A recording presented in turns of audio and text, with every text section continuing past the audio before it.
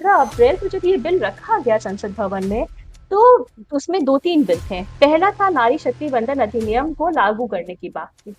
इसमें जो विपक्ष ने इसमें पहले बिल को ही जो पारित नहीं किया, ये बहुत गलत मानसिकता थी। आपने महिलाओं को लेकर के इतनी सारी उपलब्धियों को बता दिया कि सरकार ये कर रही है, और पीरियोडिक लेबर फोर्स सर्वे के अकॉर्डिंग भी अगर देखा जाए तो वर्तमान में 74.5 अप्रॉक्स साक्षरता दर है भारत में। और आप भी महिला हैं और आप नगर पालिका की प्रथम नागरिक भी हैं। ऐसे में आप जब कार्य करती हैं तो अब तक के कार्यकाल में कोई प्रशासनिक चुनौती ऐसी आई, जैसे चुनौती का मतलब ये कि अगर आप कहीं कोई कार्य कराने गए और वहाँ प्रशासन द्वारा रोक लगाया गया हो कि इसको न कराया जाए, मैं आपको तो बताना चाहती हूँ अगर आपने इस चुनौती का जी, सामना जी, किया जी। तो किस प्रकार? 1000 पुरुषों पे कुल 1023 महिला है। अब आप बताइए, जब पॉपुलेशन इतना ज्यादा, रिप्रेजेंटेशन इतना कम, मतलब हमारे संसद भवन में 2023 की मैं बात करूँ, सिर्फ 14 से 15% महिलाएं, 14, हाँ 14 से 15% महिलाएं रिप्रेजेंट करती हैं हाउस को। कैसे आप उनको उनको आप कैसे इतनी बड़ी चीजों को आप अनदेखा कर सकते हैं? जब आप कह रहे हैं कि आपके लेटर पैड से कोई भी कार्य जाता है तो तुरंत उसकी स्वीकृति मिल जाती है। जी, ऐसे में 19वीं सदी के दरमियान जो आपका नगर पालिका है, इसको रिवर पोर्ट टाउन के रूप से प्रसिद्ध था ये। जी, जी, जी। और अभी बरहज ब्लॉक के अंतर्गत ही एक खोड़ा गांव आता है, हम्म। जिसको प्रधानमंत्री जी, आवास से बहुत ही। सम्मानित किया हाँ, गया। तो ऐसे में वो गांव कहीं न कहीं मॉडल गाँव है। ग्राम के रूप में जी, विकसित हो रहा है। तो क्या मॉडल टाउन के रूप में भी नगर पालिका को विकसित करने की योजना है? और अगर है, तो आपको क्या लग रहा है, बाधा क्या आएगा, लोगों की मानसिकता या फिर संसाधन? सबसे महत्वपूर्ण काम मैं आपको बताना चाहती हूँ कि हमारे गौशाला में हम 2 प्रोड्यूसिंग समूह पे काम कर रहे हैं। एक अन्नपूर्णा और दूसरा माँ गौशक्ति। इसमें एक प्रोड्यूसिंग समूह में 20 महिलाएं हैं। कुल 40 महिलाएं रोजगार से जुड़ी हैं हमारे गौशाला से, जहाँ पे हमारे पास अच्छी संख्या में गौवंश है और उनसे प्राप्त हुए गोबर से हम पेंट बनाते हैं। अभी आप जब आ रहे होंगे तो आपने देखा होगा, नगर पालिका परिसर में ही हमारे प्रांगण में जो पेंट रंगाई पुताई है, ये सारा पेंट हमारे नगर पालिका में गौशाला में तैयार होता है। जब आप कह रहे हैं कि हम अच्छा करेंगे और अच्छा स्थान प्राप्त करेंगे, तो मुझे याद आता है कि वित्तीय वर्ष 2026-27 के अनुसार आपके नगर पालिका में विचारोपरांत 48 करोड़ 29,50,000 धन की स्वीकृति हुई। जी। तो ऐसे में इस वर्ष इन पैसों के माध्यम से किन विकास कार्यों पर श्वेता जायसवाल जी ज्यादा? ये तो बहुत अच्छा विषय आपने उठाया। तो 48 करोड़ में मैं बताना चाहूंगी, मैं एक बार अभी प्रशिक्षण में गई थी, तो वहां पे मैंने ट्रेनर को बोला था, एक हमारे ट्रेनर थे जल जीवन मिशन के थे, तो वो बोल रहे थे कि मैं रिटायरमेंट के बाद भी मैम, मुझे बार बार बुलाया जाता है उत्तर प्रदेश सरकार से। तो मैंने बोला, sir, if you are blessed with good education, good family, then take it as a pay back to the society. इस बार स्वच्छ सर्वेक्षण 2025-26 के अंतर्गत आपको क्या लगता है, अप्रॉक्स बरहज कौन से स्थान को प्राप्त करेगा? जी, तो हमने एक 10वीं 12वीं कक्षा की कोचिंग ऊपर हमारे सभागार में चलती है, जिससे बच्चे इसका पूरा लाभ उठाते हैं। ये निःशुल्क है या फिर पेड? निःशुल्क है, बिल्कुल निःशुल्क है ये। ये कौन से लोग पात्र हैं इसमें एडमिशन के लिए? इसमें कोई भी आप आइए, बस अपना एक फॉर्म है छोटा-सा, आप उसको भरें। 10वीं और 12वीं कक्षा की कोचिंग आप यहाँ से निःशुल्क प्राप्त कर सकते हैं। समय, टाइमिंग? समय स्कूल के बाद का समय हमने रखा है 2 से 5 का। मैम, आपने ये चुनाव जीत तो लिया, परंतु मुझे जहाँ तक पता है ये चुनाव आपने किसी अन्य राजनीतिक दल से लड़ा था। जी, तो जी। आखिर क्या कारण रहे कि श्वेता जायसवाल जी ने भाजपा का दामन थाम लिया? देखिए, ये मेरी अपनी चीज़ें हैं, मैं आपसे साझा करना चाहती हूँ कि मुझे ऐसा लगता है, जब मोहन सेतु मार्ग का निर्माण कार्य पूर्ण होगा, जैसे कुछ पाया कि वहाँ पे अभी कमी है। आप जानते हैं कि river find its own course, वो हमेशा अपने जहाँ बहाव होता है, नदी वहाँ जाती है। तो नदी अभी हमारी इधर की तरफ बढ़ गई है। तो जब कुछ पाया लगेंगे, जब ये आपका निर्माण कार्य पूर्ण होगा। अगर आप संक्षेप में बताना चाहें कि किस राजनीतिक परिवार से आप आते हैं? हमारे जनगणना तो 2021 में नहीं हुआ, मगर नेशनल फैमिली हेल्थ सर्वे हुआ था, जिसमें हमारी महिलाएं पुरुषों से भी अधिक हैं। कितने कार्यों के लिए आप प्रयासरत हैं और कहीं न कहीं कर भी रही हैं अपने नगर पालिका में? जी, जी। ऐसे में कभी ऐसा भी दौर आया क्या कि कोई ऐसा निर्णय लेना पड़ा जिसको लेकर के आपको पता हो कि ये निर्णय अगर मैं लूँगी तो व्यक्तिगत रूप से राजनैतिक क्षति होगी, उसके बाद भी आपने जनता के हित में वो निर्णय लिया हो? जनगणना एक निकाय में भी आज बहुत तेजी से जनगणना हो रहा है। लोगों को भी मालूम है, कोविड एक ऐसा समय था हमारे भारत में 2010-11 में जब जनगणना हुई, उसके बाद ये 10 वर्ष में होता है, जो कि 2021 आता है। 2021 में जनगणना कोई भी देश जो कोविड से तब उभर रहा था, उनके पास घर-घर जाके चीज़ों का एक अच्छा समीकरण बैठता है, पूरा सर्वे होता है, तब कोविड के बाद ये तुरंत तत्काल जनगणना कराना असंभव। आपने अपनी भी बात बता दी कि आप पूर्ण रूप से तत्काल प्रभाव से उस कार्य को कर देते। जी। तो आप नगर पालिका के अध्यक्ष तो हैं नहीं, उसी के साथ साथ भाजपा की भी नेत्री हैं। ऐसे में नेतृत्व भी करती हैं, तो नेतृत्व में ना कहना कितना जरूरी है, और अगर कह देती हैं तो उसके बाद फिर क्या लोगों का प्रतिक्रिया होता है? 70% महिलाओं ने ही मुद्रा योजना का लाभ उठाया है।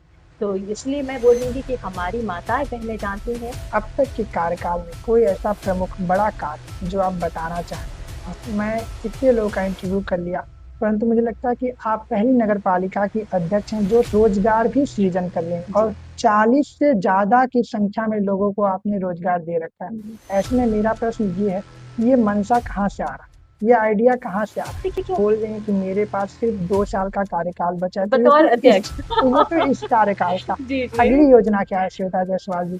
माखन लाल चतुर्वेदी राष्ट्रीय पत्रकारिता एवं संचार विश्वविद्यालय सहित देश में जो और अन्य विश्वविद्यालय और महाविद्यालय हैं पत्रकारिता के, और जो उनमें पत्रकारिता की पढ़ाई कर रहे हैं विद्यार्थी, उन सभी के लिए श्वेता जायसवाल जी का क्या कुछ प्यारा संदेश है? नमस्कार, आप देख रहे हैं राष्ट्र जी को और मैं संस्कार सरल श्रीवास्तव। स्वागत है आपका फिर से एक बार अपने राष्ट्र जी को के प्रश्नोत्तर के एपिसोड 30 में। और इस बार फिर से जो महिला हमारे साथ मौजूद है, वो देवरिया जनपद के बरहज नगर पालिका की प्रथम नागरिक अर्थात चेयरमैन अध्यक्षा और भारतीय जनता पार्टी की वरिष्ठ नेत्री श्वेता जायसवाल जी हैं। स्वागत है मैम आपका। जी। अभी मैंने परिचय के क्रम में बताया कि आप एक राजनैतिक पृष्ठभूमि से आती है, परंतु इसके बाद भी राजनीति से न होकर के मेरा पहला प्रश्न ये है कि श्वेता जायसवाल जी का बचपन कैसा रहा? जी, मैं प्रयागराज से हूँ। मैंने अपनी स्कूलिंग है मैंने प्रयागराज से की है, और फिर मैंने उसके आगे की पढ़ाई कभी पुणे से और फिर दिल्ली से की है। मैंने अपना पोस्ट ग्रेजुएशन दिल्ली से किया है, नोएडा से। मैनेजमेंट की स्टूडेंट हूँ, और मैं ग्रेजुएट हूँ सिम्बायोसिस कॉलेज से, पुणे यूनिवर्सिटी से। इतना प्रतिभावान होने के बाद भी राजनीति में आने का उद्देश्य? जी, सेवा भाव।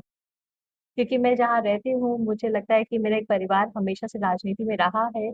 एक ऐसी पृष्ठभूमि हम लोग को सौभाग्य से मिली है, तो सेवा भाव से लोग का हमेशा आना जाना लगा रहता है। तो मुझे लगता है कि ये सेवा भाव है, क्योंकि मैं एक बार अभी प्रशिक्षण में गई थी, तो वहां पे मैंने ट्रेनर को बोला था। एक हमारे ट्रेनर थे, जल जीवन मिशन के थे। तो वो बोल रहे थे कि मैं रिटायरमेंट के बाद भी मैम, मुझे बार बार बुलाया जाता है उत्तर प्रदेश सरकार से। तो मैंने बोला, sir, if you are blessed with good education, good family, then take it as a payback to the society. अगर आपको एक अच्छी, अगर भगवान की मतलब दया से अगर आपको एक अच्छा परिवार मिला, एक अच्छी पढ़ाई लिखाई, आपको सब कुछ अगर मिला है, तो एक सेवा भाव, अपने समाज के लिए एक सेवा का भी भाव रखना बहुत जरूरी है। अगर आप संक्षेप में बताना चाहें कि किस राजनीतिक परिवार से आप आते हैं? जी, मैं स्वर्गीय रामप्रसाद जायसवाल पूर्व विधायक बरहज के हैं, मैं उन्हीं की बहू हूँ। और पौत्र वधू मैं श्री गोरख प्रसाद जायसवाल है, जो कि सदर सांसद रह चुके देवरिया के। जी। मैम, इतने बड़े परिवार से आने के बाद भी ये आपका पहला चुनाव था, या फिर इसके अलावा भी आपने किसी दायित्व के लिए चुनाव लड़ा? नहीं नहीं, ये मेरा सबसे पहला चुनाव था। और मैं आपको बताना चाहूंगी कि ये सामान्य सीट था। सामान्य सीट होने के बाद भी मैं महिला थी, और अपने लोगों का मुझे आशीर्वाद प्राप्त हुआ। और मैं 50% के ऊपर मार्जिन से, मैंने और मेरे पति श्री श्याम सुंदर जायसवाल जी, जो कि हमेशा लोगों के बीच में रहे हैं, लोगों का आशीर्वाद हमें प्राप्त हुआ, और आज हम इस तक पहुंचे। मैम, आपने ये चुनाव जीत तो लिया, परंतु मुझे जहाँ तक पता है ये चुनाव आपने किसी अन्य राजनीतिक दल से लड़ा था। जी जी। तो आखिर क्या कारण रहे कि श्वेता जायसवाल जी ने भाजपा का दामन थाम लिया? देखिए, मैं आपको बताऊँगी कि शुरुआती से मेरे ससुर जी जब अपना संघर्ष कर रहे थे राजनीति में, तो उनका हमेशा से वह बड़े ही निष्ठावान थे बहन जी के प्रति। और एक बड़े ही निष्ठा और कर्मठता से उन्होंने अपना बसपा के प्रति उनका समर्पण भाव था। और हमेशा से वो बोलते थे कि मैं कभी भी किसी अन्य राजनीतिक दल में नहीं जाऊँगा। उन्होंने एक बार अपने अंतिम क्षण में अपने पिताजी, जो कि मेरे दादा ससुर लगेंगे, उनको भी बोला था कि बाबूजी मैं मेरा शव भी जाएगा तो मेरे पार्टी के झंडा में जाएगा। और बसपा से उन्होंने अपनी मतलब राजनीतिक करियर की शुरुआत की। फिर हम लोग को भी जब टिकट मिला तो बसपा से ही मिलना स्वाभाविक था। चुनाव लड़ा गया। मगर मेरे जो पति थे, वह हमेशा से उनके साथ हिंदुत्व का एक हमेशा से मुद्दा रहा है। और आप जैसा जानते हैं कि आदरणीय प्रधानमंत्री श्री नरेंद्र मोदी जी के वो इतने बड़े फैन थे कि जब मेरे देवर लड़ रहे थे बसपा से, तभी जब हमारे आदरणीय प्रधानमंत्री सन 2014 में प्रधानमंत्री बने थे, तब भी उनसे रहा नहीं गया, उन्होंने पोस्ट किया था। जिसके लिए मेरे ससुर जी ने उनको बुलाया भी, बोला भी कि अरे बसपा से है हम लोग, भूलो मत और भाजपा की चीजें अपने अंदर रखो। समय आएगी, अभी बहुत मौका मिलेगा, मगर मैं जहाँ पे हूँ मैं वहीं रहूंगा। उन्होंने तब भी ये चीज बड़े ही अच्छे से स्पष्ट कर दी थी कि वह आजीवन ही बसपा में रहे और बहन जी के प्रति बहुत ही समर्पित थे। आपने जैसा बताया कि आपके पति भाजपा के प्रति उनका अंदर से लगाव था, यानी दिल और दल 2 चीज़ होते हैं।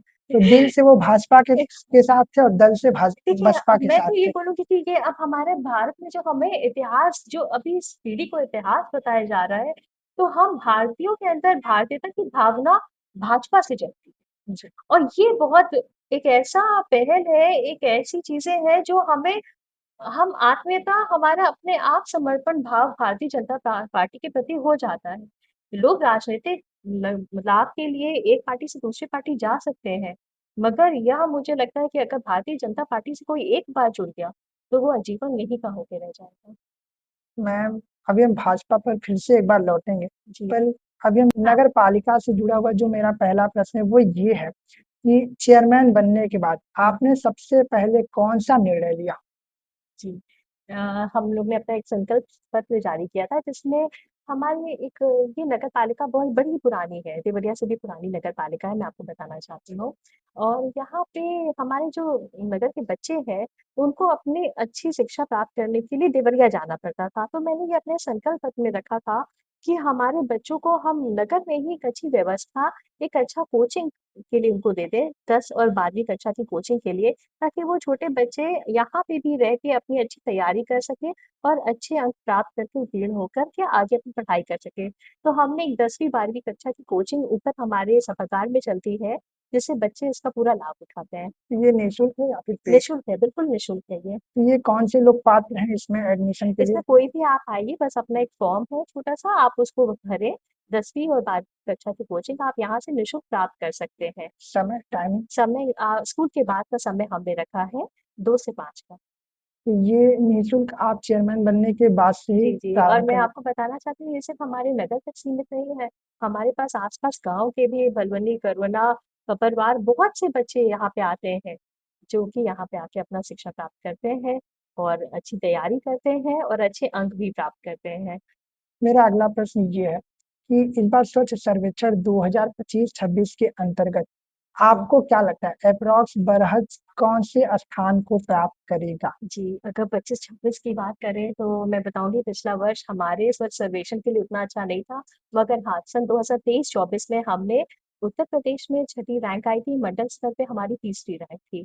यह स्थान हमने प्राप्त किया था क्योंकि तब शुरुआती दौर था, हर जगह डस्टबिन का लगाया गया था। फिर आपके टॉयलेट्स में जो हमारे जो इंस्टॉलेशंस होते हैं वो सब भी हमने समय पे कंप्लीट किया था। पिछले वर्ष हमारा थोड़ा-सा उतना अच्छा नहीं गया था, मगर इस बार जब मैं अपने प्रशिक्षण मैंने लखनऊ में जाके प्राप्त किया, तो वहाँ पे डिविज़न डायरेक्टर थी श्रीमती सविता शुक्ला जी। मैंने बताया कि एक सबसे महत्वपूर्ण काम मैं आपको बताना चाहती हूँ कि हमारे गौशाला में हम 2 प्रोड्यूसिंग समूह पे काम कर रहे हैं, एक अन्नपूर्णा और दूसरा माँ गौ शक्ति। इसमें एक प्रोड्यूसिंग समूह में 2 20 महिलाएँ हैं। कुल 40 महिलाएँ रोज़गार से जुड़ी हैं हमारे गौशाला से, जहाँ पे हमारे पास अच्छी संख्या में गौवंश है और उनसे प्राप्त हुए गोबर से हम पेंट बनाते हैं। अभी आप जब आ रहे होंगे तो आपने देखा होगा नगर पालिका परिसर में ही हमारे प्रांगण में जो पेंट रंगाई-पुताई है, ये सारा पेंट हमारे नगर पालिका में गौशाला में तैयार होता है। और यहाँ तक कि नगर में भी जो आपने वॉल पेंटिंग जितना देखा होगा, ये भी सब पेंट हमारे नगर पालिका में ही बनता है। तो ये केवल नगर पालिका के लोग ही इसका यूज कर रहे हैं या फिर डिस्ट्रीब्यूट हो जैसे रहा है? हमने अभी इसमें कुछ स्टैंडर्ड्स होते हैं, कुछ मार्केटिंग की कुछ टेस्टिंग होते हैं, उसपे ये प्रक्रिया हमारी चल रही है और अभी तो हमें जितनी वॉल पेंटिंग अपने नगर के लिए चाहिए, उतना ही हम पर्याप्त उसका मतलब कि इसको प्रोड्यूस कर रहे हैं। तो स्थान कौन सा आएगा अप्रोक्स? ये तो हमारे गौशाला में बनता है, रंगाई पुताई का वहाँ पे नहीं, वो डिस्टेम्पर हम नगर तैयार करते पालिका हैं। स्वच्छ सर्वेक्षण के अंतर्गत नगर पालिका को स्थान कौन सा जैसे मिलेगा इस बार अप्रोक्स? जो एडिशनल डायरेक्टर मैम थी काफ़ी आके बड़ी प्रभावित हुई थी और काफ़ी खुश भी थी, तो हमें ऐसा लगता है जीएफसी, ओडीएफ की जब टीम यहाँ पे आएगी तो इस बार हम कुछ अच्छा करेंगे और हम पहले से अच्छा अंक प्राप्त करने की। जब आप कह रहे हैं कि हम अच्छा करेंगे और अच्छा स्थान प्राप्त करेंगे, तो मुझे याद आता है कि वित्तीय वर्ष 2026-27 के अनुसार आपके नगर पालिका में विचारोपरांत 48 करोड़ 29,50,000 धन की स्वीकृति हुई। जी। तो ऐसे में इस वर्ष इन पैसों के माध्यम से किन विकास कार्यों पर श्वेता जायसवाल जी ज्यादा? जी, ये तो बहुत अच्छा विषय आपने उठाया। तो 48 करोड़ में मैं बताना चाहूँगी कि जो हमारे अधिक सबसे महत्वपूर्ण निर्माण कार्य थे, एक है रेलवे सड़क। रेलवे सड़क ऐसी है कि जहाँ से 22 गाँव जुड़े हैं। 22 गाँव साथ में वहाँ पे काफ़ी विद्यालय, आपके महाविद्यालय भी हैं। तो बच्चों का लगभग आपको मैं बता दूँ कि वहाँ पे 5-10 हज़ार लोगों का आगमन हमेशा रहता है और वो सड़क बिल्कुल बेहद ही जर्जर हो चुकी है। तो इसका भी निर्माण कार्य हो रहा है आपकी रेलवे सड़क का। गौरा, जो कि हमारी प्रमुख सड़क है बरज की, इस पे भी हम काम कर रहे हैं और साथ में हम अपने नगर में अधिकतर जल निकासी का कार्य कर रहे हैं। जल निकासी का कार्य इसलिए भी बहुत ही अति महत्वपूर्ण है क्योंकि हमारे यहाँ जो राम जानकी मार्ग बन रहा है, हम सब राम जानकी मार्ग से अपने सारे निकासी के पॉइंट जोड़ देंगे। हमारे नगर में एक चीज़ है जिससे हम लोग सब कोई जूझते हैं, वो है गंदा पानी यहाँ से निकलने का।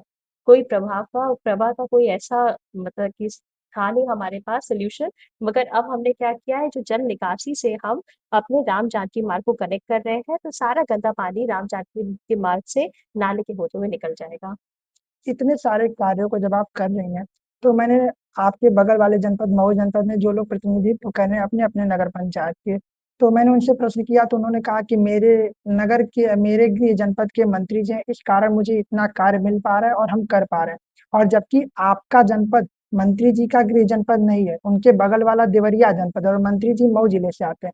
तो इन कार्यों का श्रेय आप किसको देंगी? प्रशासन को, मतलब सरकार को देंगे या फिर व्यक्तिगत? नहीं, नहीं, मैं तो हमेशा से माननीय मुख्यमंत्री श्री आदित्य योगीनाथ जी को एवं नगर विकास मंत्री श्री ए के शर्मा जी को भी दूँगी, क्योंकि मैं आज आपको बता दूँ यदि मेरे लेटर हेड से कोई भी छोटा-सा भी कार्य जाता है, तो मुझे नहीं लगता कि उसको तत्काल स्वीकृति मिलती है। तो इसके लिए मैं दोनों ही मंत्री जी को मैं दोनों को आभार व्यक्त करते हुए बहुत-बहुत धन्यवाद देती हूँ। जब आप कह रहे हैं कि आपके लेटर पैड से कोई भी कार्य जाता है तो तुरंत उसकी स्वीकृति मिल जाती है। जी।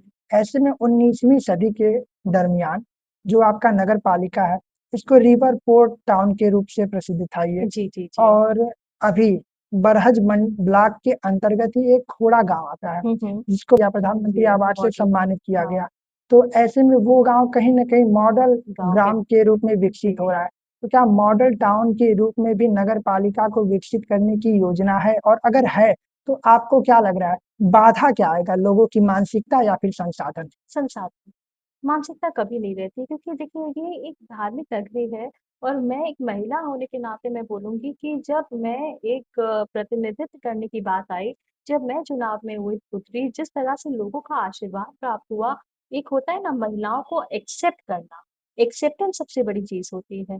तो मुझे नहीं लगता कि मैंने ऐसी मानसिकता की कमी लोगों में देखी। मुझे भर-भर के आशीर्वाद प्राप्त हुआ और आज भी लोगों की वैसी मानसिकता है कि हमारा नगर विकास करे, हमारा नगर आगे बढ़े। रही बात जलमार्ग की तो मैं बताना चाहती हूँ इसमें सबसे बड़ी बाधा है जल स्तर का। जल स्तर अब पहले से काफ़ी नीचे हो गया है, मगर हम सभी का प्रयास करते रहेंगे कि आने वाले समय में इस जल मार्ग को हम दोबारा से इसको मतलब स्थापित करके हम दोबारा से इसको सुचारू रूप से चला सकें और हमारा बनज दोबारा से गौरवान्वित होकर एक अच्छा व्यापारीगढ़ के रूप में जाना जाए। जब आप कह रही हैं आने वाले समय में, तो इसको हम क्या समझे? इसी कार्यकाल में या फिर अगले? जैसे मुझे ऐसा लगता है ये मेरी अपनी चीज़ें हैं, मैं आपसे साझा करना चाहती हूँ कि मुझे ऐसा लगता है जब मोहन सेतु मार्ग का निर्माण कार्य पूर्ण होगा, जैसे कुछ पाया कि वहाँ पे अभी कमी है, आप जानते हैं कि river find its own course वो हमेशा अपने जहाँ बहाव होता है, नदी वहाँ जाती है। तो नदी अभी हमारी इधर की तरफ बढ़ गई है। तो जब कुछ पाया लगेंगे, जब ये आपका निर्माण कार्य पूर्ण होगा, तो पूर्ण होने के बाद वहाँ से जब ठोकर दिया जाएगा, तो शायद से बहाव बेहतर होगा और तब हमारा यहाँ पे जल स्तर बढ़ेगा। हमारे बरहज का जब जल स्तर बढ़ेगा, तो दोबारा से एक व्यापार के लिए हम लोग खुद जल शक्ति मंत्री हम लोग अभी हाल ही में उनसे भेंट हुआ था, स्वतंत्र देव सिंह जी हमारे बरहज में भी आए थे और हम सबने अपनी तरफ से ज्ञापन भी सौंपा था। मंत्री जी काफ़ी से प्रभावित हुए थे और मुझे लगता है कि यदि मोहन सेतु का निर्माण कार्य पूर्ण हुआ, तो हम लोग खुद एक बार स्वतंत्र देव सिंह जी से मिल कर के इस कार्य के लिए पुनः हम लोग इसके लिए प्रयास करेंगे। इतने कार्यों के लिए आप प्रयासरत हैं और कहीं न कहीं कर भी रही हैं अपने नगर पालिका में। जी, जी। ऐसे में कभी ऐसा भी दौर आया क्या कि कोई ऐसा निर्णय लेना पड़ा जिसको लेकर के आपको पता हो कि ये निर्णय अगर मैं लूँगी तो व्यक्तिगत रूप से राजनैतिक क्षति होगी, उसके बाद भी आपने जनता के हित में वो निर्णय लिया हो? मैं तो आए दिन ऐसे निर्णय लेती रहती हूँ।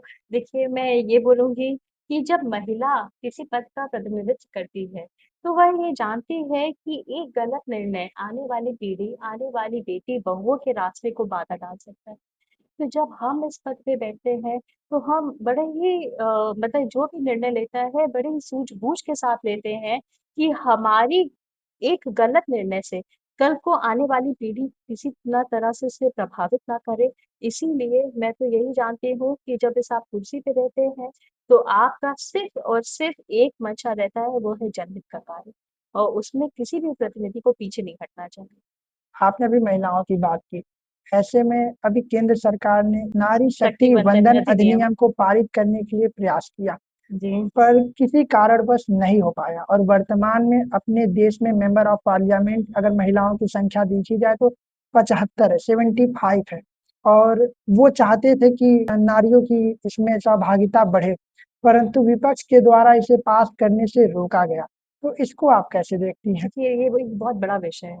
अगर आपके पास समय है तो मैं बड़ी ही विस्तृत चर्चा इस जी, पे करना चाहती हूँ। देखिए, हमारे आदरणीय प्रधानमंत्री जी ने सन 2023 में पहले नए संसद भवन का जो पहला बिल था वह था नारी शक्ति वंदन अधिनियम, जिसको कि पूरे बहुमत से मैं इसमें पक्ष-विपक्ष दोनों की बात कर रही हूँ, बहुमत से इसको पारित किया गया और यह कानून बना। अभी क्या विषय आया कि इसको लागू करने की बात थी। लागू करने में जब आप कोई कानून बनाते हैं तो हम संविधान देखते हैं। संविधान के रूप में देखें तो हमारे 334 में यह दिया गया था कि जब ये कानून बना तो हम इसको लागू करने के लिए हमें डिलिमिटेशन जिसको कि हम परसिमन बोलते हैं और हमारा जनगणना जब जनगणना डिलिमिटेशन के आधार पे ही हम इसको लागू करेंगे जो कि बिल्कुल संविधान के अनुसार देखें तो ये एक तरह की प्रक्रिया है जो कि होना था। जब 17 अप्रैल को जब ये बिल रखा गया संसद भवन में, तो उसमें 2-3 बिल थे। पहला था नारी शक्ति वंदन अधिनियम को लागू करने की बात थी।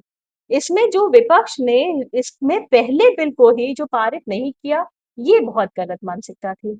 ये इसलिए क्योंकि संसद भवन में वहाँ बैठे 75 जो महिलाएँ भी थी, उसमें से कुछ जो आपके अपोज़िशन की थी, जो विपक्ष की थी, वो महिलाओं की भी ऐसी मंशा नहीं थी कि इस बिल को पारित किया जाए।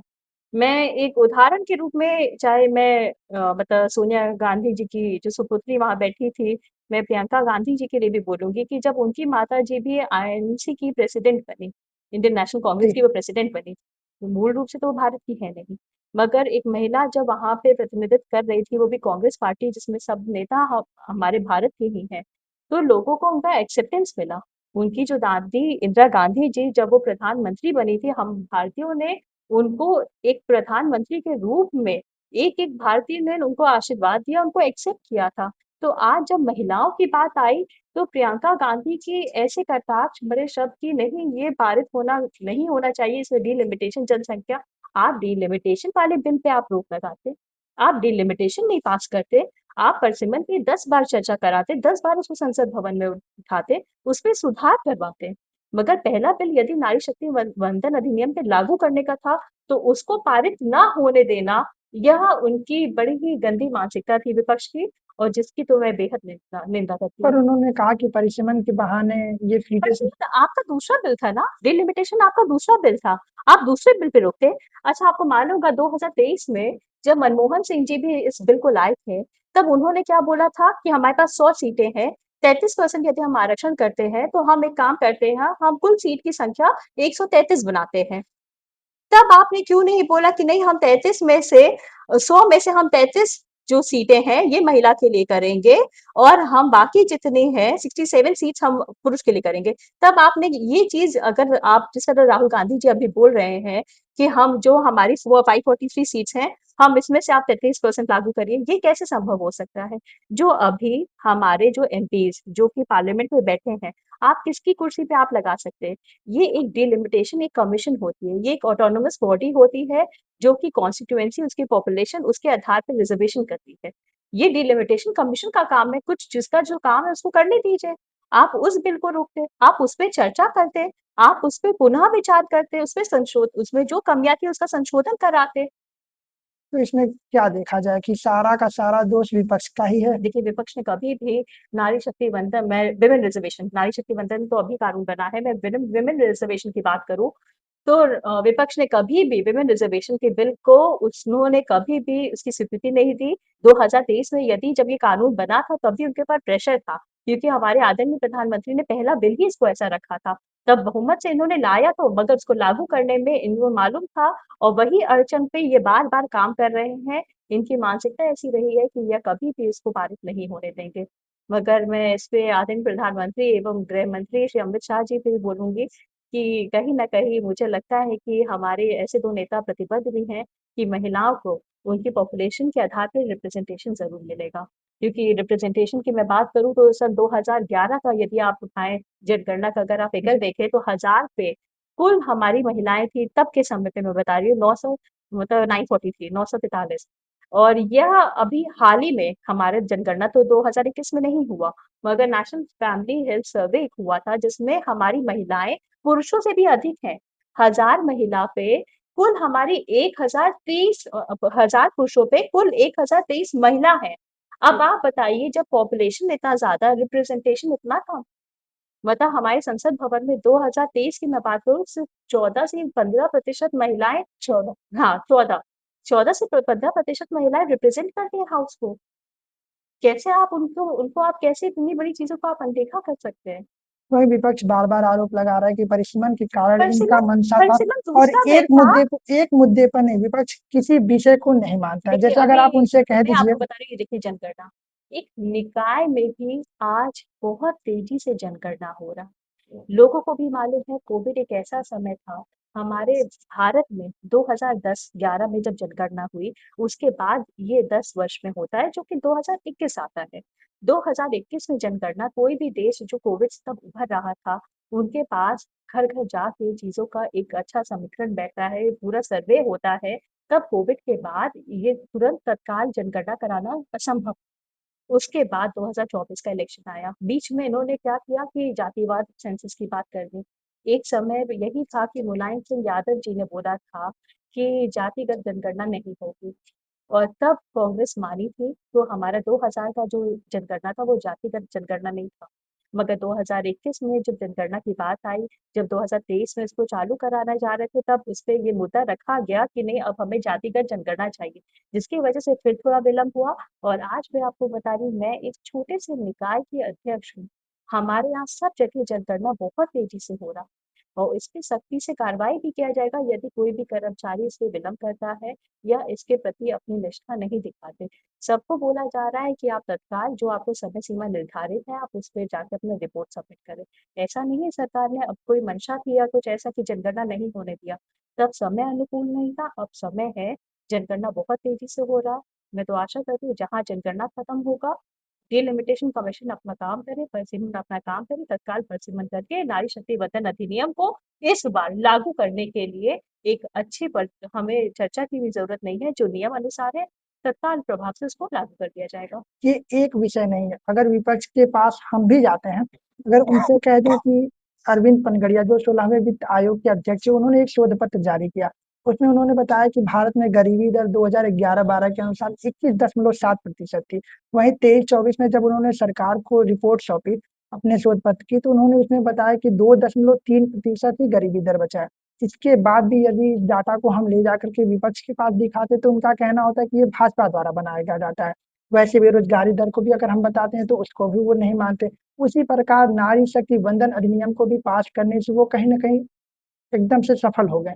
तो ऐसे में अब आप लोगों को क्या लगता है क्या भाजपा इस वजह से इन सब विषय को लेकर के 2029 में अगर चुनाव को लेकर के उतरती है, तो भाजपा को सफलता मिलेगी या फिर कहीं न कहीं भाजपा इन सब के कारण चूक जाएगी? देखिए, मैं तो हमेशा बोलूँगी कि भाजपा एक ऐसी पार्टी है जो महिलाओं के विकास के लिए निरंतर काम कर रही है। अगर 2023 का जैसे भाजपा जब पहली बार जब 2014 की बात आई थी, 2014 से लेके 2019 में यदि हमने महिला रिजर्वेशन बिल पे काम नहीं भी किया था, मगर भाजपा ने विभिन्न कल्याणकारी योजनाओं में महिलाओं को रखा। चाहे हमारा आवास हो जिसका स्वामित्व महिलाओं के हाथ में होता है, उज्ज्वला योजना देख लीजिए, घर घर शौचालय देख लीजिए। मैं एक निकाय की अध्यक्ष हूँ, मुझे मालूम है कि किस तरह से जमीनी स्तर पे काम किया जा रहा है। घर घर शौचालय हो गया, आयुष्मान कार्ड हो गया, ऐसे विभिन्न कल्याणकारी योजनाएं हैं महिलाओं के लिए। उनको आर्थिक रूप में मजबूती देने के लिए सरकार स्वनिधि, जो कि हमारी रेहड़ी पटरी में जो महिलाएं जो कि छोटी छोटी दुकानें जी, लगाती है, वो भी आसान किस्तों में अपना मतलब कि एक ऋण ले सकती हैं। 50,000, 1 लाख नियमतः अगर आप अपना मतलब ऋण वापस करें तो एनुअल इसपे पे इंटरेस्ट लगता है कि नहीं?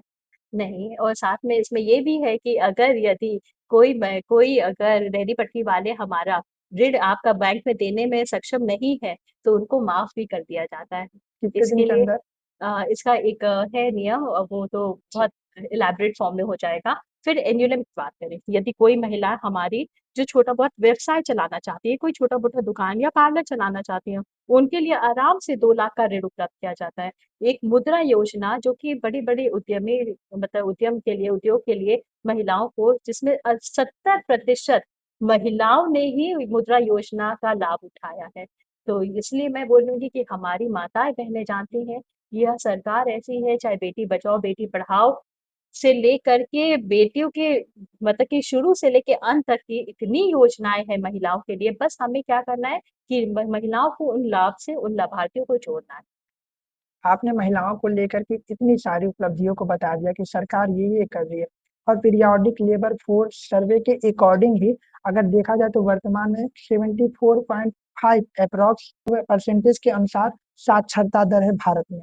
और आप भी महिला हैं और आप नगर पालिका की प्रथम नागरिक भी हैं। ऐसे में आप जब कार्य करती हैं, तो अब तक के कार्यकाल में कोई प्रशासनिक चुनौती ऐसी आई, जैसे चुनौती का मतलब ये कि अगर आप कहीं कोई कार्य कराने गए और वहाँ प्रशासन द्वारा रोक लगाया गया हो कि इसको न कराया जाए, मैं आपको तो बताना चाहती हूँ अगर आपने इस चुनौती का जी, जी, सामना जी, किया है जी। तो किस प्रकार? मैं आपको बताना चाहती हूँ कि आज के समय पे अगर मैं देखूँ तो हमारी जो जिलाधिकारी महोदया है, वो भी महिला है, श्रीमती दिव्या मित्तल जी। एक समय पे यहाँ पे जो हमारे बरहज में उप जिलाधिकारी थी दिशा श्रीवास्तव जी, वो भी महिला थी। अभी तो हाल ही में एक नए एसडीएम आए हैं। सदर में देवरिया की बात करें तो वहां पे भी एक महिला है, श्रुति शर्मा जी। तो मुझे तो लगता है अभी अधिकतर प्रशासन भी महिला ही चला रही है, और हमें महिलाओं से काम कराने में बड़े ही अनुकूल रूप से और बड़े ही आसानी से हम काम करा लेते हैं, क्योंकि महिला को यदि कोई जिम्मेदारी मिलती है तो वो पीछे नहीं हटती।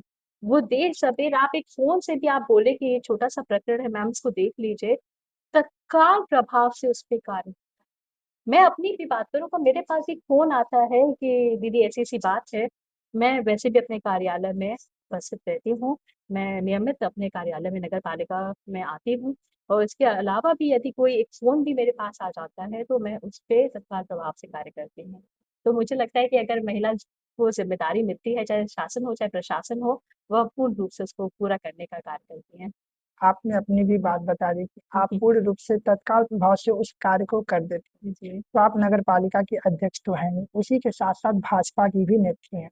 ऐसे में नेतृत्व भी करते हैं, तो नेतृत्व में ना कहना कितना जरूरी है, और अगर कह देते हैं तो उसके बाद फिर क्या लोगों का प्रतिक्रिया होता है? देखिए, अब एक समय अब ये आ रहा है कि हम सशक्तिकरण से नेतृत्व की तरफ बढ़ रहे हैं।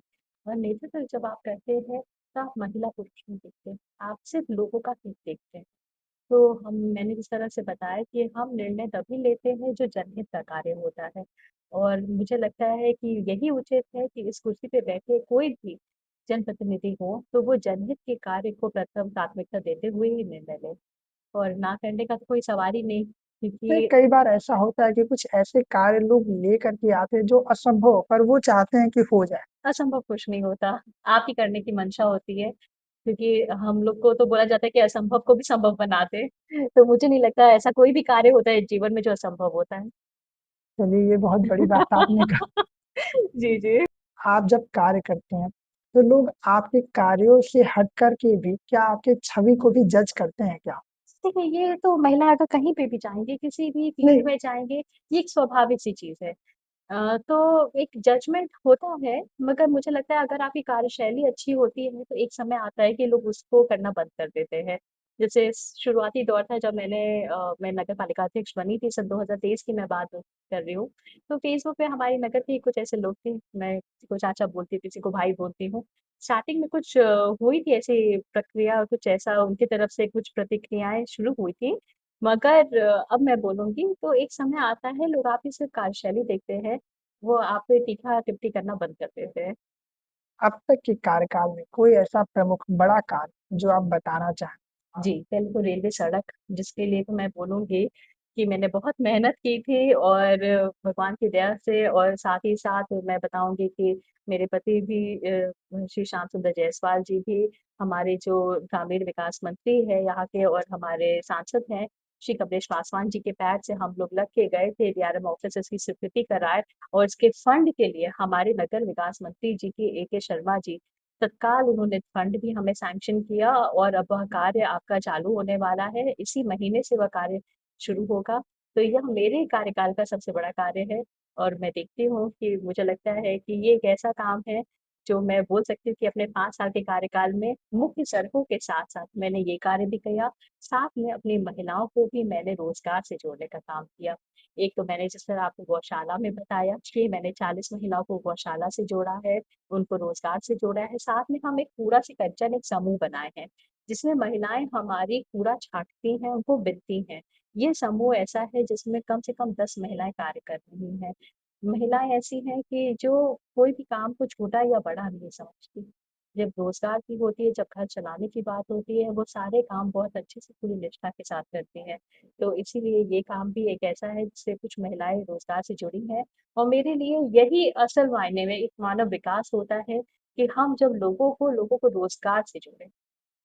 मैं इतने लोगों का इंटरव्यू कर लिया, परंतु मुझे लगता है कि आप पहली नगर पालिका की अध्यक्ष हैं जो रोजगार भी सृजन कर रहे हैं जी। और 40 से ज्यादा की संख्या में लोगों को आपने रोजगार दे रखा है। हम्म। ऐसे में मेरा प्रश्न ये है कि ये मनसा कहाँ से आ रहा है, ये आइडिया कहाँ से आ रहा देखिए, अगर हम विकास को अगर हम देखें तो विकास तभी हो सकता है या विकसित तभी हमारा देश प्रदेश हो सकता है जब लोगों को हम रोजगार से जोड़ें।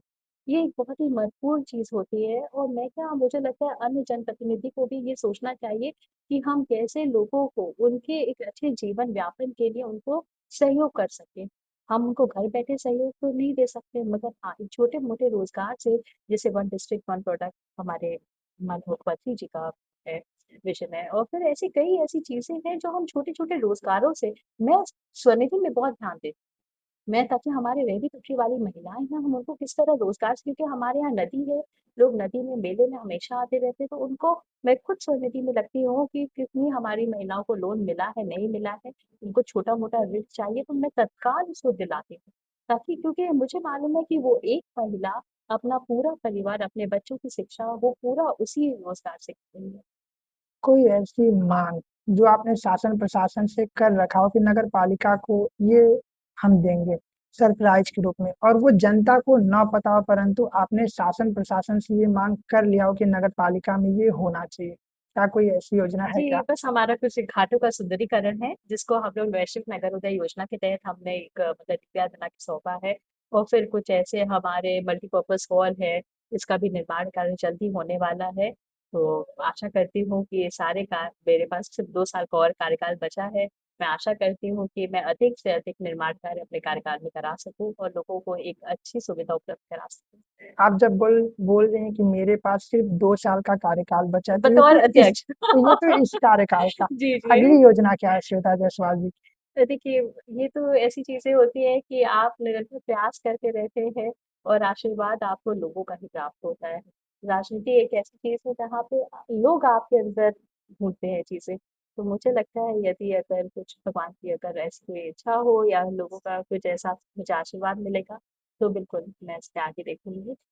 लास्ट क्वेश्चन मैम जी। आपसे, माखन लाल चतुर्वेदी राष्ट्रीय पत्रकारिता एवं संचार विश्वविद्यालय सहित देश में जो और अन्य विश्वविद्यालय और महाविद्यालय हैं पत्रकारिता के, और जो उनमें पत्रकारिता की पढ़ाई कर रहे हैं विद्यार्थी, उन सभी के लिए श्वेता जायसवाल जी का क्या कुछ प्यारा संदेश है?